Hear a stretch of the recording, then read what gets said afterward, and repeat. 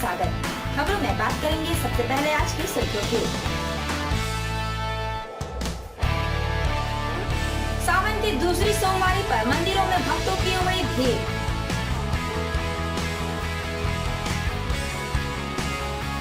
जिला प्रशासन द्वारा शहर वासियों को ट्रैफिक नियमों का पढ़ाया जाएगा पाठ।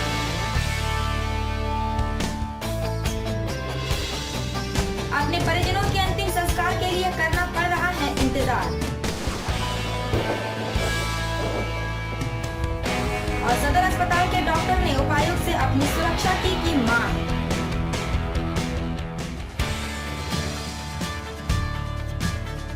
खबरें अब विस्तार से।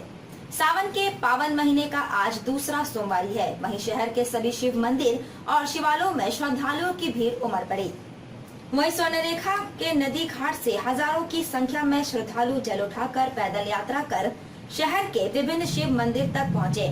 साथ ही पूरा शहर बोलबम के नारों से गूंज उठा। हजारों की संख्या में महिलाएं श्रद्धालु भोले बाबा के भजनों में झूमते नजर आए। पूरा शहर भोलेनाथ के भजनों में झूम रहा था। वही स्वर्णरेखा नदी घाट में हजारों की संख्या में श्रद्धालुओं दिखाई पड़े और यहां से जल लेकर भोले बाबा को जलाभिषेक करने के लिए पैदल यात्रा किए।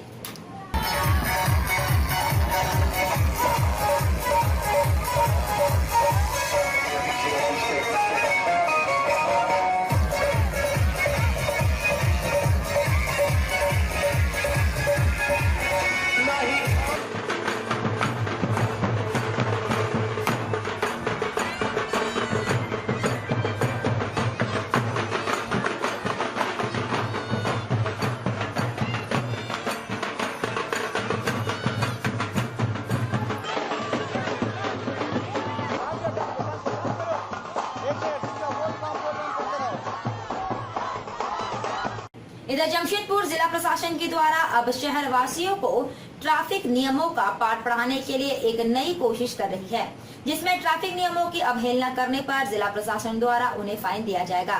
साथ ही साथ उन्हें 2 घंटों की फिल्म दिखाई जाएगी, जिसमें ट्रैफिक नियमों का पाठ उन्हें पढ़ाया जाएगा।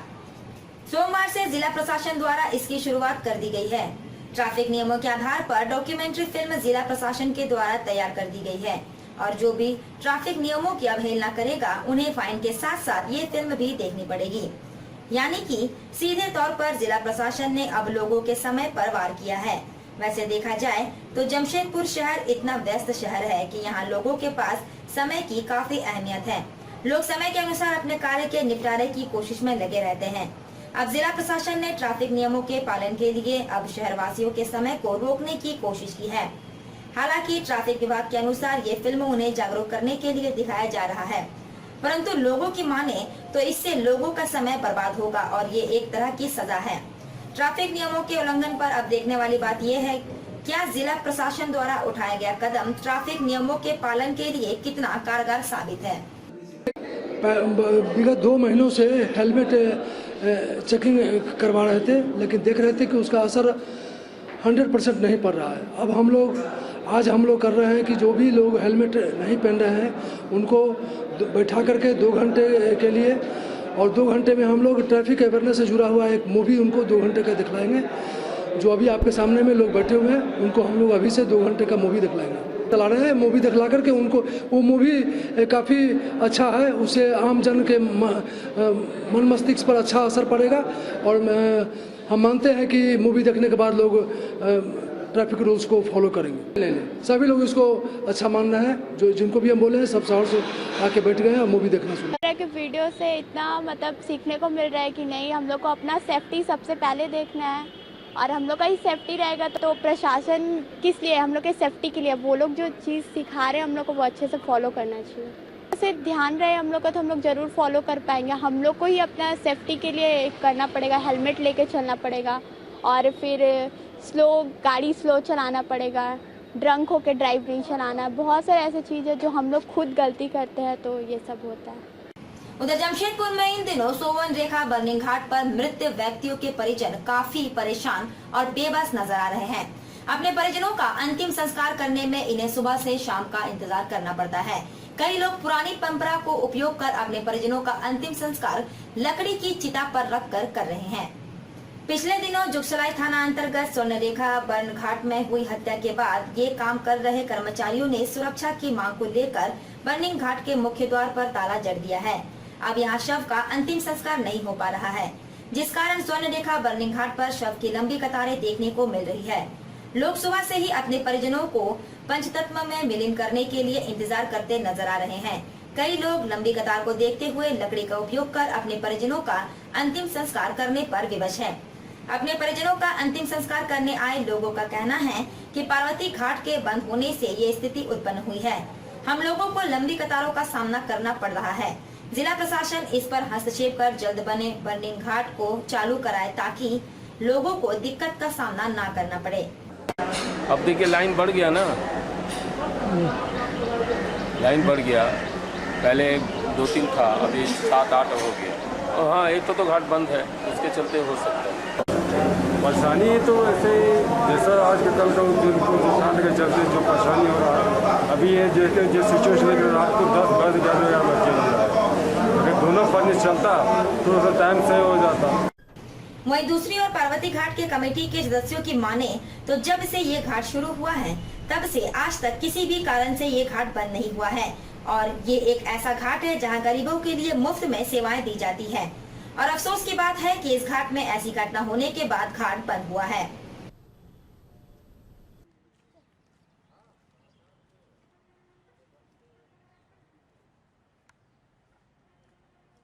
नहीं, आज तक हम लोग तो चाहते हैं रात को 12 बजे 1 बजे तक भी खोल कर रखते हैं। हमारे यहाँ कोई टाइमिंग का फिक्स नहीं है और हमारी कमेटी ने कोई भी गरीब आदमी पैसा के लिए हम लोग कभी किसी को नहीं लौटाया।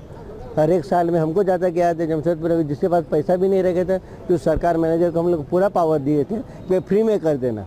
और आप डाटा भी कलेक्ट कर लीजिए पार्वती घाट में जितना होता है। और हमारी कमेटी सब इंडस्ट्री लिस्ट है और पैसा की हमको कभी भी फंड के लिए सरकार हमारे पास पर्याप्त फंड है, पर खाली हमको सुरक्षा के लिए फर्स्ट टाइम हम लोग बंद रखे। हम लोग को भी ख़राब लगता है मगर वहाँ के आदमी लोग कर नहीं रहे। अभी भी हमको किसी तरह स्टार्ट करना पड़ेगा तो उसके लिए हम देखते दोपहर को प्रयास करते हैं। हो सकता है दोपहर को लकड़ी वाला चालू कर दे, इलेक्ट्रिक के लिए उसको पावर देना पड़ता है तो कम से कम 10 घंटा हीट होने के बाद ही चालू होता है फर्नेस। नहीं ऐसी बात नहीं। देखिए हमको भी लगता है कि सब लौटने से तकलीफ हुई। साक्षी घाट में भीड़ हो गई है। इसके पहले भी जैसे साक्षी घाट का फर्नेस बंद रहता है तो हमारे यहाँ भीड़ आती है। इसके पहले भी हम देखे और हमारा यदि फर्नेस खराब रहता है तो साक्षी घाट में भीड़ होती है। तो हमको भी दुख हुआ, मतलब कोई रास्ता नहीं था वहाँ के। अभी स्टाफ को हम लोग भी समझाए, सुबह भी समझाए कि भाई इस टाइप का हो गया घटना, हम लोग सेवा के लिए बैठे हुए हैं। बहरहाल लोगों को मौत के बाद भी लंबी कतारों में लगकर पंचतंत्र में विलीन होने का अवसर प्राप्त हो रहा है। ये व्यवस्था जमशेदपुर में देखने को मिल रही है, जहां एक हत्या के बाद एक बर्निंग घाट को बंद कर दिया गया। अब इस स्थिति में देखना ये होगा कि कब तक जिला प्रशासन इस मामले में हस्तक्षेप कर लोगों को हो रही परेशानियों से निजात दिला पाती है।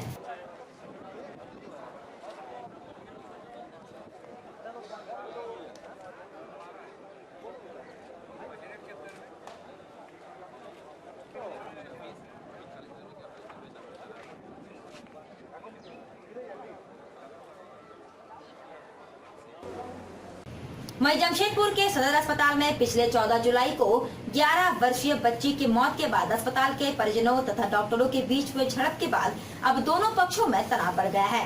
सोमवार को जहां एक तरफ अस्पताल के डॉक्टरों ने जिले के उपायुक्त से अपने सुरक्षा की मांग की, वहीं दूसरी ओर मृतक बच्ची के परिजनों ने डॉक्टरों पर कार्रवाई की मांग की। गौरतलब हो कि पिछले 14 जुलाई को जमशेदपुर के सदर अस्पताल में स्थानीय 11 वर्षीय बच्ची रुक्मणी दास को इलाज के लिए भर्ती करवाया गया था।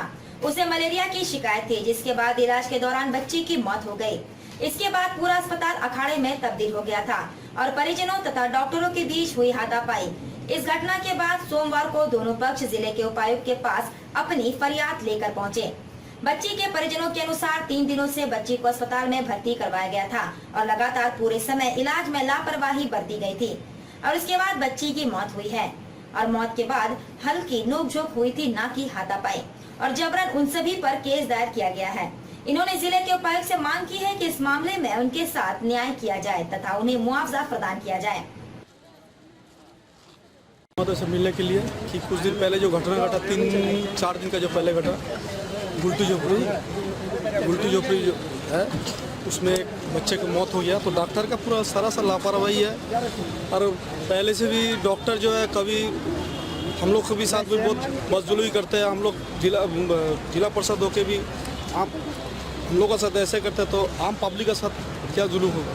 उस दिन हमारे बहन को हम वहाँ एडमिट करवाने 4 दिन से उसको वहाँ हॉस्पिटल में सदर हॉस्पिटल में एडमिट करवाया है, पर 4 दिन से हम डॉक्टर को पूछते हैं कि हमारी बहन का क्या हुआ है, पर डॉक्टर बताते ही नहीं है और अचानक बोलते हैं कि उसका हार्ट अटैक से उसका मौत हो गया। बट कोई भी मौत होने के बाद उसके मुंह से झाल नहीं निकलना चाहिए। तो ये तो दरअसल, और जब सुई भी हम लाए मेरी बहन को तो सुई दिया गया ही नहीं है डॉक्टर, हम बाहर से सुई ला के दिए हैं। जब सरकारी हॉस्पिटल है तो सरकारी हॉस्पिटल को सुई सब देना चाहिए ना, सब हम लोग बाहर से ला के देते हैं, तो क्या फ़ायदा गरीबी का इस तरह। वो लोग मेरे को बदतमीज़ कर रहे थे तो हम लोग उसको हम गुस्से से उनको कलर पकड़ लेते। देखिए मेरी बहन है और हमें बड़ी जोर गुस्सा आया था जब बच्चा डेट कर गई थी तो पर भी इतनी बदतमीज़ कर रहे थे। जब वो लोग बदतमीज़ करे तो अच्छी बात है, हम लोग बदतमीज़ करे तो। वहीं दूसरी ओर इसी मामले के संदर्भ में IMA जिला इकाई के तत्वाधान में डॉक्टरों की टीम ने जिले के उपायुक्त से मुलाकात की तथा अपने लिए सुरक्षा की मांग की। डॉक्टरों के अनुसार मृतक बच्ची के परिजनों ने अस्पताल में डॉक्टरों के साथ खूब मारपीट की और इससे डॉक्टर घायल भी हुए थे। इनका कहना था कि डॉक्टर अपने तरफ से पूरा प्रयास करते हैं, परंतु अगर ऐसी घटना होती है तो डॉक्टरों के ऊपर जानलेवा हमला किया जाता है, जो उचित नहीं है। इन्होंने भी जिले के उपायुक्त के समक्ष मांग उठाई है कि इस मामले को संज्ञान में लेकर डॉक्टरों की सुरक्षा को सुनिश्चित करें ताकि डॉक्टर भय मुक्त वातावरण में मरीजों का इलाज कर सके।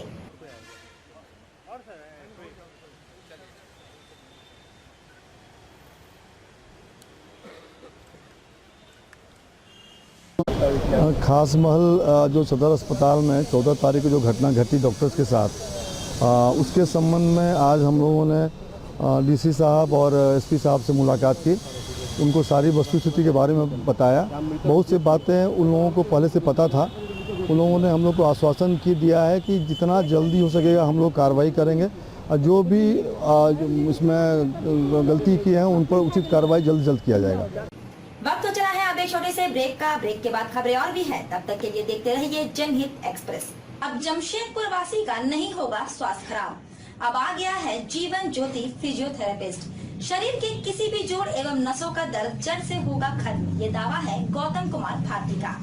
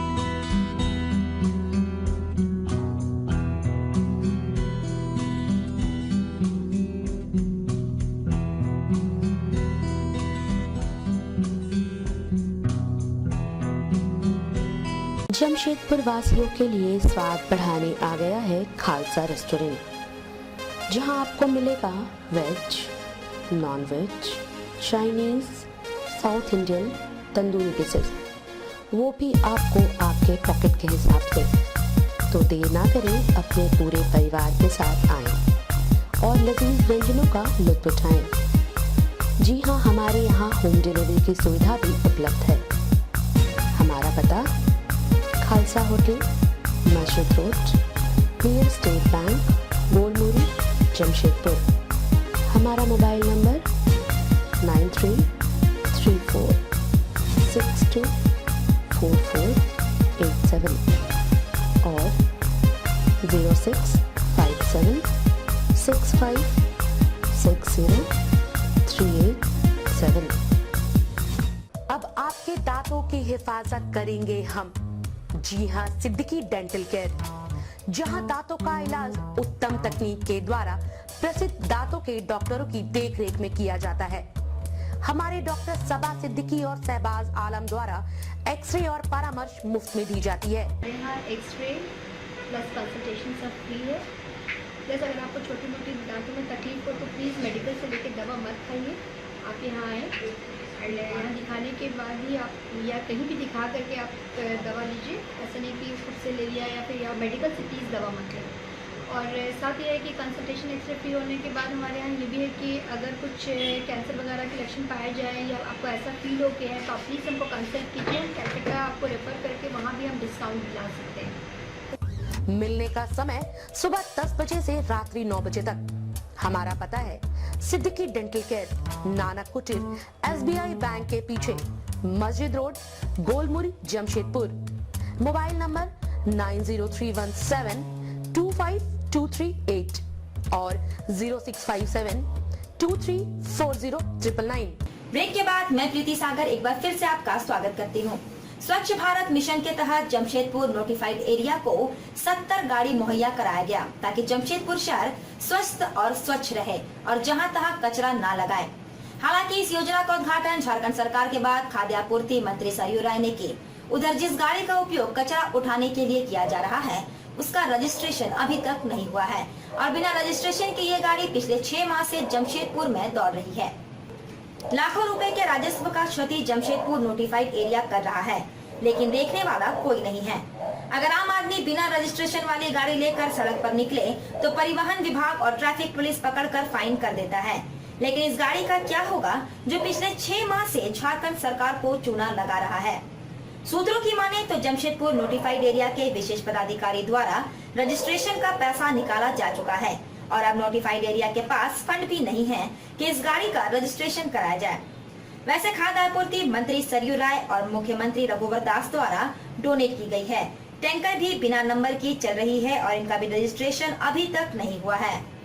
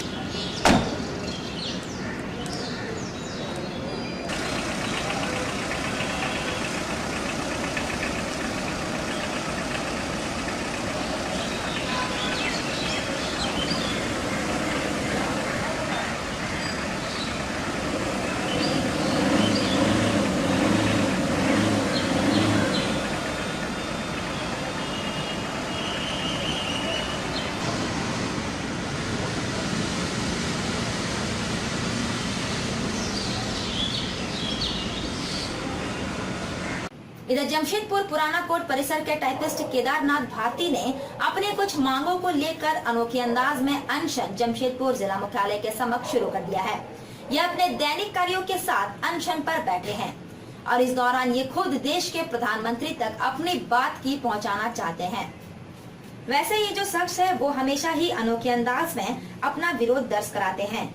पेशे से ये टाइपिस्ट है और अपने टाइपराइटर के साथ ये अनशन पर बैठे हैं और खुद ही अपनी बातों को देश के प्रधानमंत्री तक पहुंचाना चाहते हैं।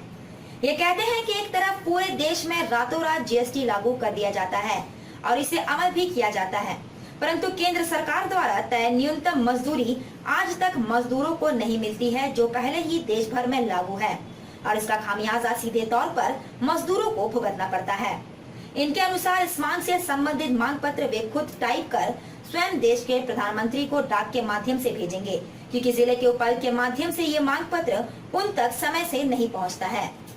ये आप लोग प्रधानमंत्री जी के नाम से तैयार कर रहे हैं, ये भी प्रधानमंत्री जी के नाम से तैयार हुआ है। नहीं, लागू करेंगे, उन तक बात पहुंचेगी तो लागू करेंगे, डिमांड को पूरा करेंगे। उन तक बात पहुंचती नहीं है, लोग यहीं से छांट देते हैं। हम लोग जो चिट्ठी यहाँ पर देते हैं वो चिट्ठी 15-20 दिनों तक यहीं पड़े रहती है, जबकि कुछ नहीं करना, केवल एक तो फॉरवर्डिंग लेटर बना करके उसको 5 रुपये का टिकट 60 करके अगर छोड़ दे तो 1 सप्ताह में पहुँच जाएगा। लेकिन दिल्ली से चिट्ठी चलती है, दिल्ली के कार्यालय में जानती है और 2 महीना लग जाता है। हमको नहीं लगता कि जो नारा दिया जा रहा है कि देश बदल रहा है और ये भारत बदल रहा है, ऐसा नहीं हो रहा कुछ। दिल्ली से चिट्ठी चली और 2 महीना लग गया उसको वहाँ तक दिल्ली में ही आने में। इधर जमशेदपुर के टाटा मोटर्स कानवाई चालक संघ द्वारा चलाए जा रहे क्रमिक अनशन अब भी जारी है। कई दौर के बातचीत और आश्वासन के बाद भी इन्हें इनका हक नहीं मिला, जिस कारण से अभी भी उनका अनशन लगातार जारी है। आपको बता दें कि कई आश्वासन के बाद भी इसका न्यूनतम वेतनमान अब भी लागू नहीं हुआ है और इस कारण से इनके द्वारा जमशेदपुर जिला मुख्यालय के समक्ष क्रमिक अनशन पर बैठ गया है। हालांकि पिछले कुछ दिनों पूर्व इनकी वार्ता जिले के उपायुक्त के साथ हुई थी और उनके द्वारा इनसे कहा गया था कि वे सभी उप श्रमायुक्त के पास अपने बैंक के खाते के दस्तावेज जमा करवा दें और लगभग 218 कानवाई चालकों ने अपना दस्तावेज जमा भी करवा दिए, परंतु इसके बाद भी इनका न्यूनतम वेतन शुरू नहीं किया गया, जिस कारण से अब भी इनका आंदोलन जारी है।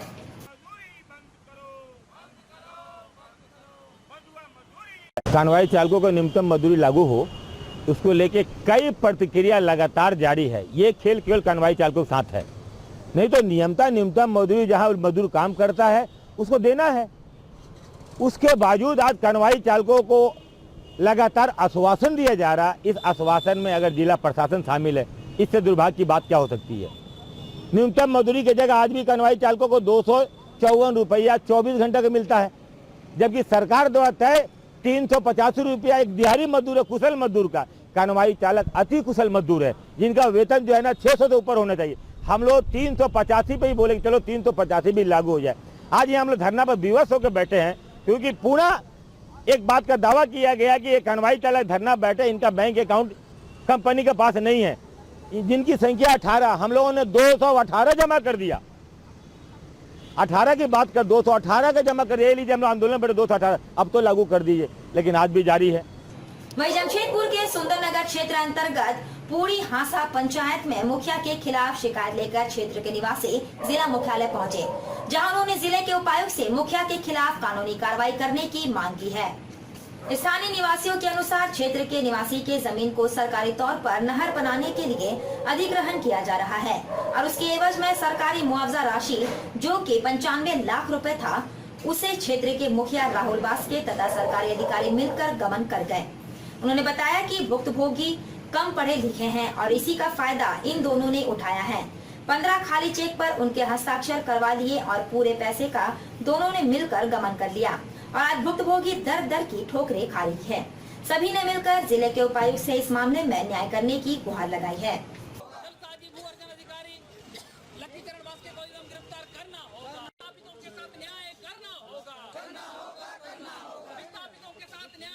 जिला के जमशेदपुर प्रखंड के पूरी हंसा पंचायत के अंतर्गत जोंडरा गोडा गांव का मामला है।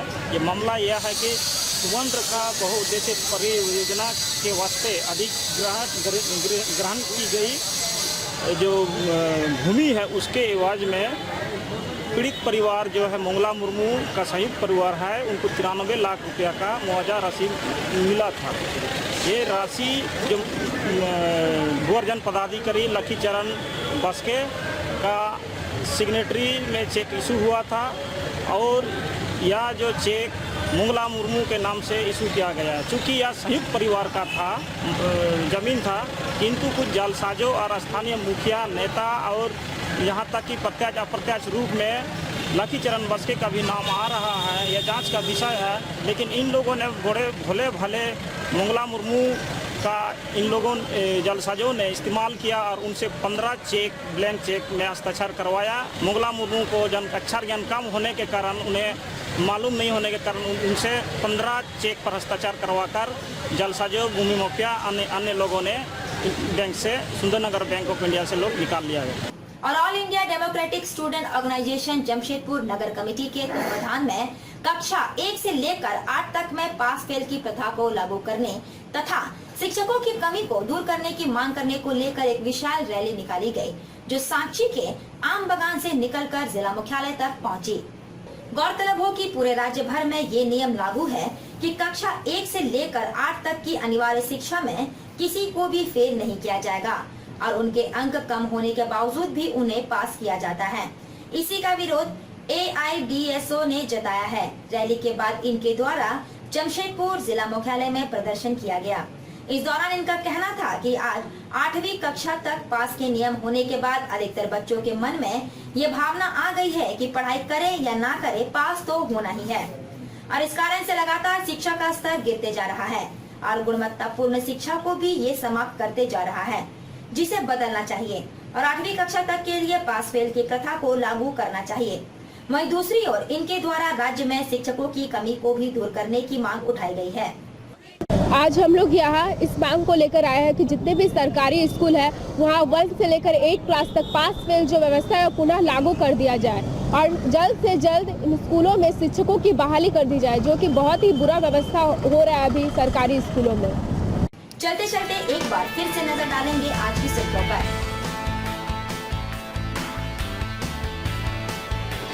सावन की दूसरी सोमवारी पर मंदिरों में भक्तों की उमड़ी भीड़।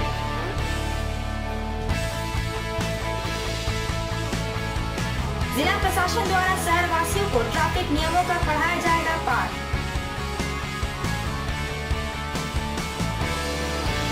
अपने परिजनों के अंतिम संस्कार के लिए करना पड़ रहा है इंतजार। और सदर अस्पताल के डॉक्टर ने उपायुक्त से अपनी सुरक्षा की मांग। आज के लिए बस इतना ही, कल फिर मिलेंगे कुछ अन्य खबरों के साथ। तब तक के लिए दीजिए जनहित एक्सप्रेस की पूरी टीम को इजाजत। नमस्कार।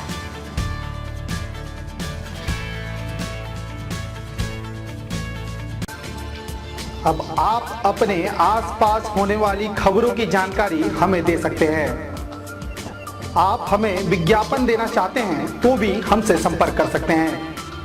हमारा मोबाइल नंबर है 9031944478 72096310000। आप हमसे हमारे कार्यालय में भी संपर्क कर सकते हैं। हमारा पता है लाइन नंबर 15, होल्डिंग नंबर 442, साक्षी गुरुद्वारा के सामने, कासीडी, साक्षी, जमशेदपुर।